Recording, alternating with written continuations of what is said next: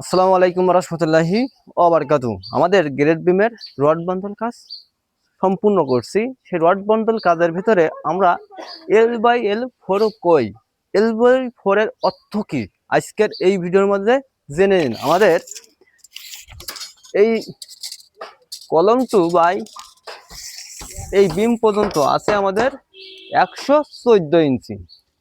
114 ইঞ্চি L/4 হচ্ছে 4 ভাগে ভাগ করা। 4 ভাগে এবার আমাদের 4 ভাগে ভাগ করলে 28 ইঞ্চি পড়ছে। এই 28 ইঞ্চি আমাদের 5 ইঞ্চি পর পর বান্দলের কাজ সম্পূর্ণ করা হবে। এই ভিডিওর মধ্যে এই বিষয়টা জেনে নিন যে সবাই আমরা বলি যে L/4 এর অর্থ কি। এই অর্থটা হচ্ছে আমাদের কিভাবে বিম বান্দলের কাজ সম্পূর্ণ করি। এই কাজটা হলো অনেকে আমরা কই যে L/L4 আমরা কাজটি সম্পূর্ণ করেছি। এই যে তার বাস্তব প্রমাণ দেখে নিন আমাদের এই ভিডিওর মধ্যে। 5 ইঞ্চি পর পর সেন্টার টু সেন্টার 5 ইঞ্চি দাগ দিয়েছি।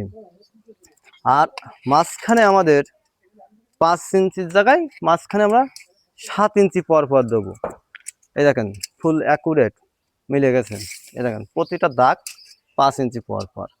এভাবে গ্রেড বিমের কাজ করার আগে আমরা মিস্ত্রিরা বলি L/L4 ভাগ করে বান্দল করেছি। সেই L/4 এর অর্থ আজকে এই ভিডিওর মধ্যে বুঝে নিতে পারছেন।